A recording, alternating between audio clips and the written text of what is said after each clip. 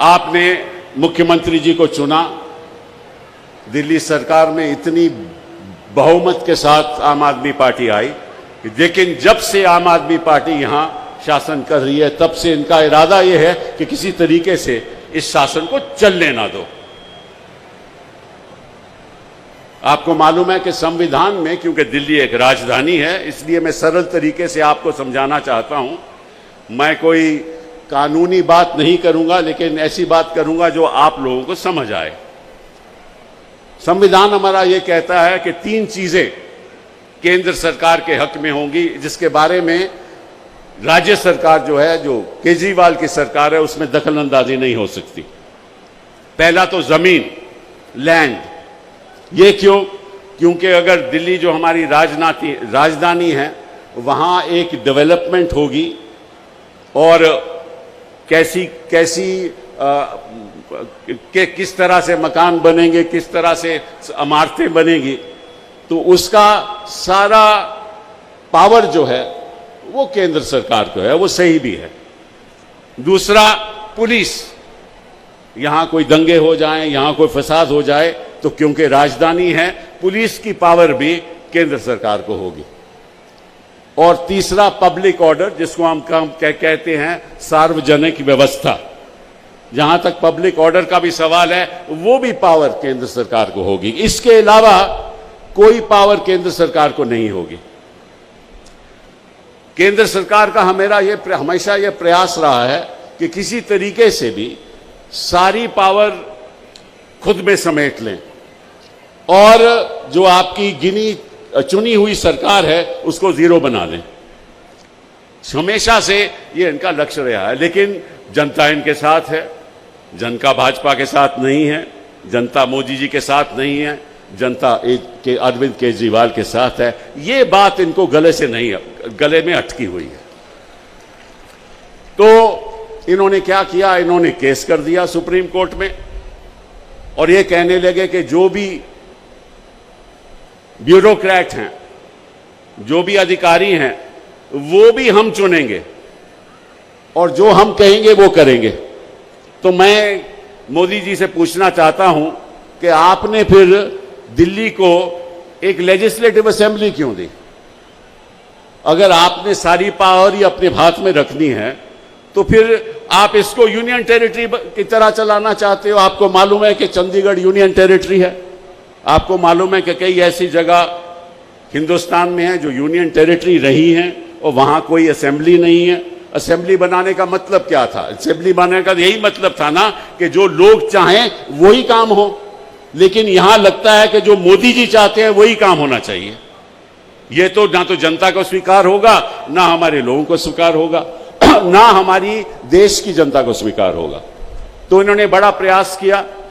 Supreme court में मामला गया। पहले 5 जजेस ने फैसला किया, उसके बाद दोबारा फैसला हुआ, दोबारा 5 जजेस का फैसला हुआ और इन्होंने कोशिश ये की कि लेफ्टिनेंट गवर्नर को द्वारा जो भी, देखिए, किसी भी मंत्री के नीचे एक सेक्रेटरी होता है। जो भी मंत्री और जो भी सरकार के फैसले होते हैं, उन फैसलों का पालन सेक्रेटरी को करना पड़ता है। लेकिन इन्होंने यह तय कर लिया कि सेक्रेटरी भी हम बनाएंगे और जो हम कहेंगे वो सेक्रेटरी करेगा, लेकिन मंत्री का कहना नहीं मानेगा। इन्होंने ये कोर्ट के सामने रखा। कोर्ट ने कहा यह असंवैधानिक है, ये गलत है, क्योंकि फिर इलेक्टेड गवर्नमेंट का, लेजिस्लेटिव असेंबली का, मंत्रिमंडल का फायदा ही क्या है? अगर सारी चीजें आप ही ने करनी है तो फिर आपने चुनाव क्यों कराया? तो सुप्रीम कोर्ट ने यह फैसला दिया कि जहां तक अधिकारियों का सवाल है, जहां तक सेक्रेटरी होम का सवाल है, प्रिंसिपल सेक्रेटरी का सवाल है, सेक्रेटरी टू डिपार्टमेंट का सवाल है, वो सेक्रेटरी, सुप्रीम कोर्ट ने कहा केवल रिस्पॉन्सिबिलिटी उनकी मंत्रिमंडल को होगी। मतलब कि जो मंत्रिमंडल कहेगा, जो मंत्री कहेगा, उसका पालन उनको करना पड़ेगा। यह फैसला हो गया। यह 11 मई 2023 को यह फैसला सुप्रीम कोर्ट ने सुनाया। और फिर इन्होंने क्या किया? इन्होंने 19 मई को एक अध्यादेश जारी कर दिया।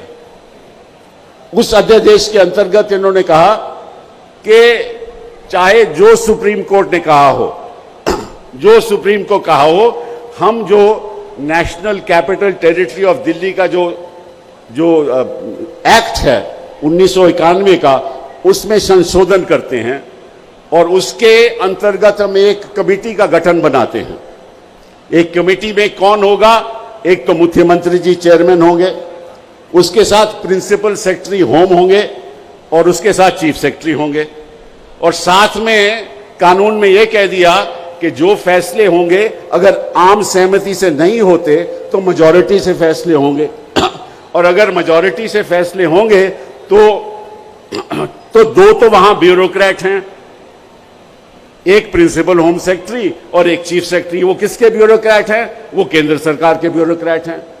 तो इसका मतलब क्या हुआ कि दो लोग जो इस कमेटी में शामिल हैं, उनका फैसला चुनी हुई सरकार के खिलाफ भी हो सकता है।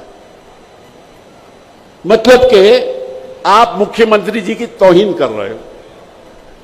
अगर मुख्यमंत्री जी का फैसला नहीं चलने वाला तो फिर इसका मतलब यह हुआ कि ब्यूरोक्रेसी ही दिल्ली चलाएगी। इसका मतलब जो मुख्यमंत्री जी कहेंगे उसकी बात नहीं मानी जाएगी, और अगर बात नहीं मानी जाएगी और अवैध हो कुछ, तो उसके बाद जो लेफ्टिनेंट गवर्नर है वो अपने तौर पे खुद फैसला करेगा। तो पावर सारी लेफ्टिनेंट गवर्नर को दे दी। अगर आम सहमति नहीं हो तो मंत्रिमंडल को जीरो कर दिया, चीफ मिनिस्टर को जीरो कर दिया, पावर ब्यूरोक्रेट्स को दे दी और फैसला केंद्र सरकार करेगी। तो फिर आपने काहे को असेंबली बनाई, काहे को आपने चुनाव दिया, काहे को आपने मंत्रिमंडल बनाया? ये कौन सा मजाक हो रहा है हिंदुस्तान में? ये संविधान का मजाक हो रहा है? ये किस किस्म के कानून हैं?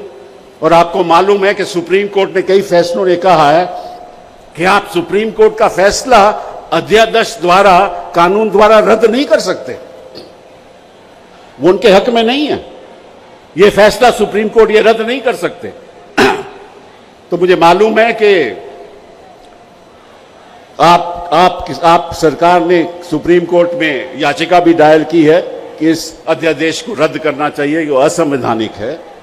तो मुझे उम्मीद है कि सुप्रीम कोर्ट इसको रद्द करेगी, इसको खत्म करेगी, क्योंकि मैं समझता हूं कि जो अध्यादेश ये कह दे कि जो चुनी हुई सरकार है उसके निर्णय नहीं माने जाएंगे, तो इसका मतलब ये हुआ कि जो ब्यूरोक्रेट कहता है उसके कहने माने जाएंगे। तो इसका मतलब कि असेंबली का कोई मतलब ही नहीं हो। केवल यही नहीं, हर एक मंत्रिमंडल के अंदर एक ब्यूरोक्रेट होता है, एक सेक्रेटरी होता है, उसकी भी नियुक्ति ये लोग करेंगे। उसके हक क्या होंगे ये भी ये लोग करेंगे। और अगर इसमें भी कोई मतभेद हो कमेटी में तो वो भी फैसला लेफ्टिनेंट गवर्नर करेगी।